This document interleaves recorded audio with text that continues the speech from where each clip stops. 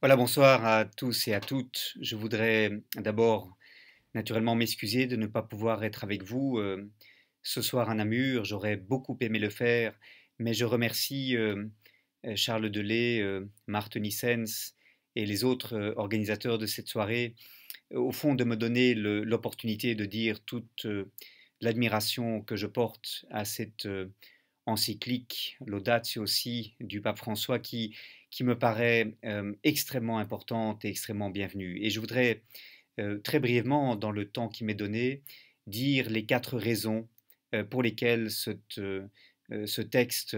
mérite qu'on le discute, qu'on le diffuse, qu'on le mette en débat de manière aussi large que possible. D'abord, je voudrais souligner un point qui est relativement évident et central dans le texte de l'encyclique, et d'autres que moi l'auront dit ce soir sans doute, c'est euh, au fond la conviction qui s'exprime dans ce texte que la transition écologique vers l'écologie intégrale, c'est cela au fond que l'écologie intégrale désigne, ne se satisfera pas de solutions techniques ou de dispositifs économiques. Certes, l'économie circulaire importe le développement de biomatériaux, le développement d'énergies renouvelables. Certes, il est important d'avoir des écotaxes et de soutenir par des incitants économiques la transition écologique, mais tant qu'on restera à ce niveau des dispositifs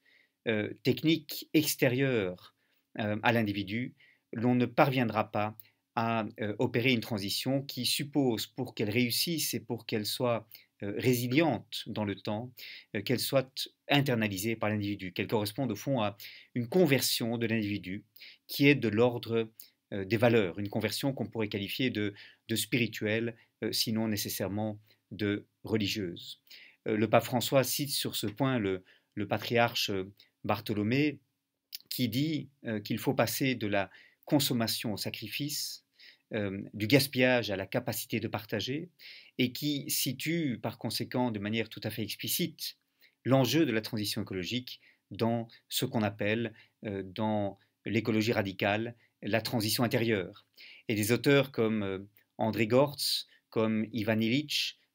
l'ont bien souligné dans leurs écrits des années 70, 60 et 70, qui restent fondamentaux et qui sont en réalité plus d'actualité que jamais. C'est à partir d'une reconquête par l'individu de sa capacité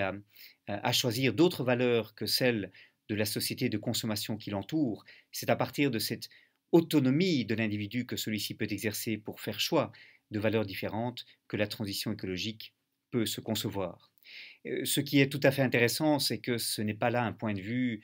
idéologique ou religieux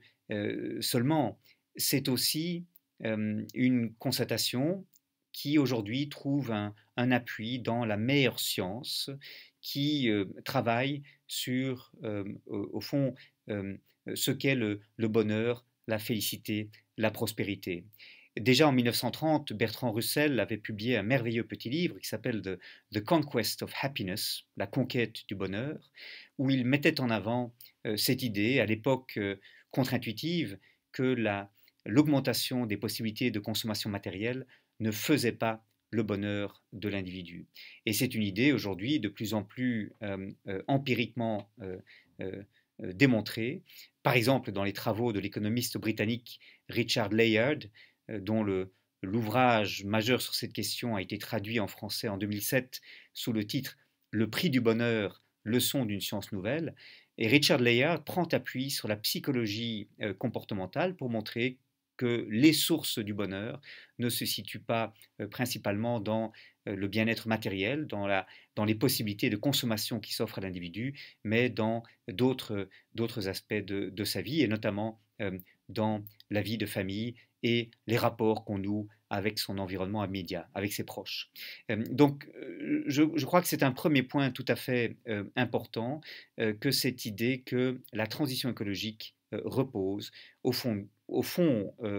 pour qu'elle réussisse, doit reposer sur une conversion de l'individu de l'ordre du spirituel, de l'ordre des valeurs. Un deuxième point qui me paraît tout à fait important à souligner, c'est celui de la justice sociale ou de la lutte contre les inégalités. Euh, aujourd'hui, on a pris conscience, enfin, avec beaucoup de retard, de ce que l'agenda de la justice sociale était euh, complémentaire de l'agenda de la transition écologique et devait accompagner celui-ci. Et c'est par exemple ce que reflètent les objectifs de développement durable adoptés par les Nations Unies en septembre 2015, qui, pour la première fois, et ceci forme un contraste frappant avec les objectifs du millénaire pour le développement adoptés en 2000, pour la première fois, on met en avant les inégalités comme un problème et l'on ne se contente pas de dire que le développement suppose, au fond, la protection contre la pauvreté extrême. La croissance des inégalités est très forte depuis le milieu des années 1980 dans tous les pays du monde, croissance des inégalités au sein des pays comme entre les pays les plus pauvres et les pays les plus riches, commence aujourd'hui d'être une source de préoccupation. Et cette préoccupation est notamment liée au fait que ces inégalités rendent extrêmement difficile la conversion vers des sociétés bas carbone, vers des sociétés qui soient écologiquement soutenables. Et ceci, me semble-t-il, pour trois raisons essentiellement. D'abord, parce que dans des sociétés ou des mondes, ou un monde fortement inégalitaire, l'on verra les désirs des uns, les goûts de luxe des uns, faire concurrence à la satisfaction des besoins essentiels des autres. Lorsque la répartition des biens est dictée par le pouvoir d'achat des uns ou des autres, les plus riches peuvent s'accaparer des ressources qui vont satisfaire des goûts instillés par la publicité, par la société de consommation, au détriment de la satisfaction des besoins élémentaires des populations les plus pauvres. Et ceci se repère à l'échelle mondiale avec une facilitation des échanges mondiaux liés à la mondialisation économique depuis les années 80 qui mettent en concurrence des populations au pouvoir d'achat tout à fait incomparables, renforçant par conséquent cet impact des inégalités, mais ça se repère aussi au niveau de chaque société où les plus riches et les plus pauvres, au fond, ont une demande très différente pour des types de biens éventuellement très différents, mais au fond sont des adversaires dans l'accaparement des ressources rares qui sont disponibles. Et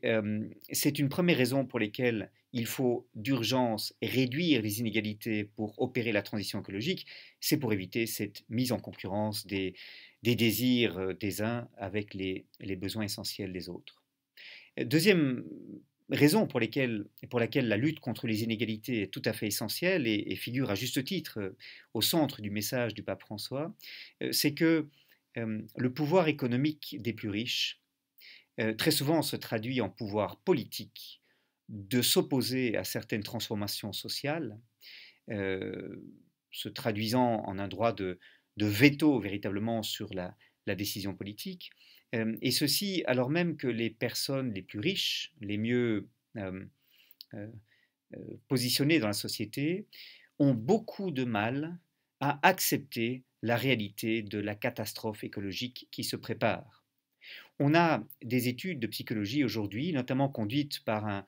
un auteur de Yale University, Dane Kahan, qui montre combien les personnes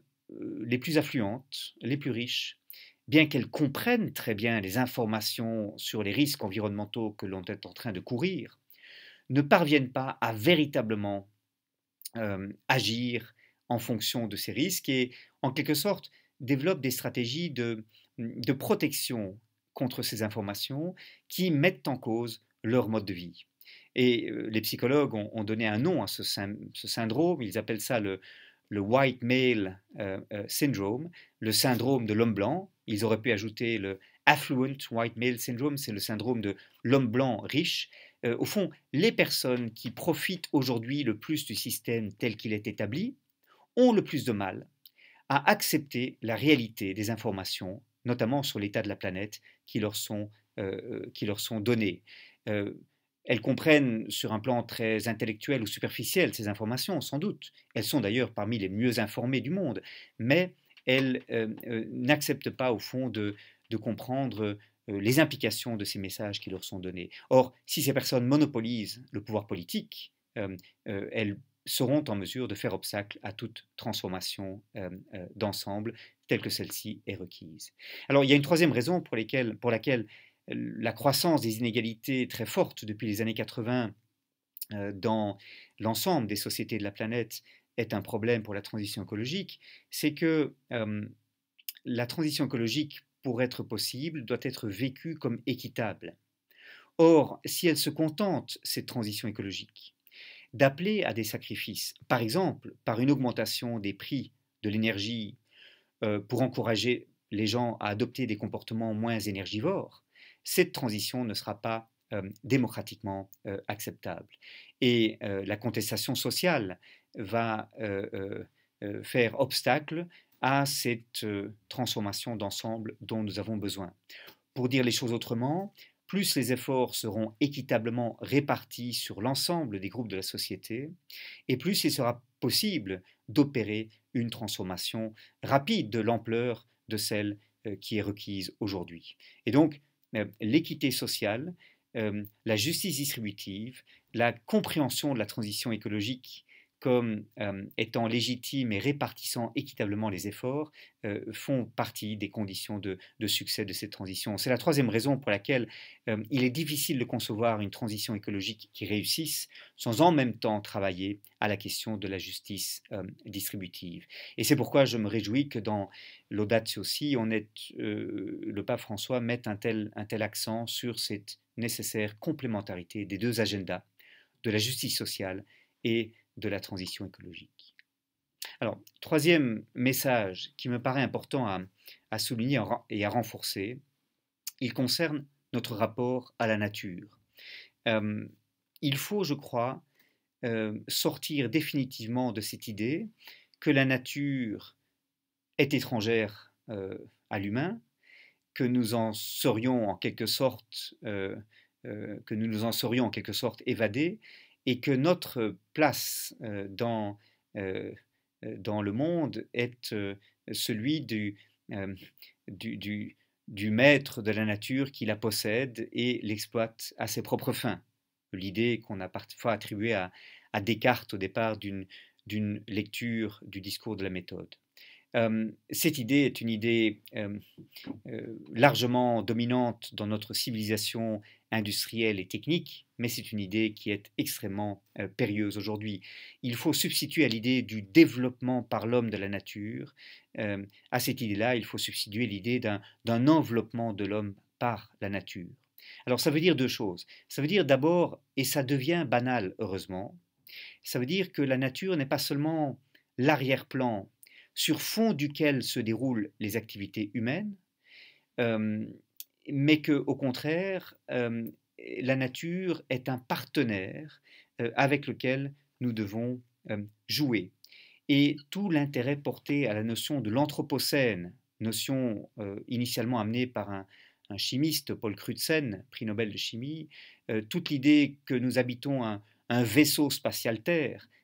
renforce cette idée. Donc que la nature et l'homme, au sens générique du mot, doivent être des partenaires qui coexistent et partagent un même destin. Mais plus fondamentalement, je crois que ce qui est en cause ici, c'est un certain rapport instrumental ou non à la nature. Et pour ma part, j'ai tenté notamment de défendre l'idée de l'agroécologie dans l'agriculture, au départ de l'idée que nous devons passer d'une nature à réduire, comme on le fait d'un adversaire, à maîtriser, à simplifier, à l'idée inverse que la nature est complexe, qu'il faut respecter ses complicités et qu'il faut, autant que possible, se mettre en position d'apprendre de la nature, quitte à ne pas tout comprendre d'elle. Et le biomimétisme que prône quelqu'un comme Gauthier Chapelle en Belgique s'inscrit dans cette même démarche, modeste par rapport à la nature, qu'on ne peut pas toujours réduire à des équations et à des flux qui sont modélisables, et qui doit être malgré tout un partenaire avec lequel on échange et qu'on doit respecter dans sa complexité et j'oserais dire dans son mystère. Et ceci me paraît un message extrêmement important également à faire passer. Enfin, quatrième point, en vous priant de m'excuser d'être aussi long, il concerne le politique. Je crois que nous sommes aujourd'hui en train de passer d'une conception de la transition, je dirais, dirigée par le centre, par l'État, par le haut, à une conception de la transition écologique qui repose sur des initiatives parfois très locales, conduites par des hommes et des femmes ordinaires, et on a vu des exemples à l'instant, et ceci appelle de la part du politique un rôle nouveau, un rôle non pas moins intéressant, mais beaucoup plus modeste, un rôle d'apprenant à partir de ces initiatives locales, au départ de l'idée que l'on ne sait pas ce qui peut marcher dans tel ou tel contexte, au départ de l'idée que l'on ne peut pas homogénéiser les solutions, au départ de l'idée aussi que l'on doit créer des espaces de liberté où les acteurs sociaux à l'échelle locale, sur base des ressources locales et des motivations qui leur sont propres, inventent leurs propres solutions. Ceci est une manière, si vous voulez, d'aller au-delà de l'idée que la démocratie est une manière pour le système politique de fonctionner, ce qui est très important, à l'idée beaucoup plus riche que la démocratie est une manière pour la société dans son ensemble de fonctionner. Il faut aujourd'hui que chacun prenne conscience de ce qu'il n'est pas seulement un citoyen électeur qui vote, pas seulement un consommateur qui peut faire des choix plus ou moins responsables au départ de l'information à sa disposition,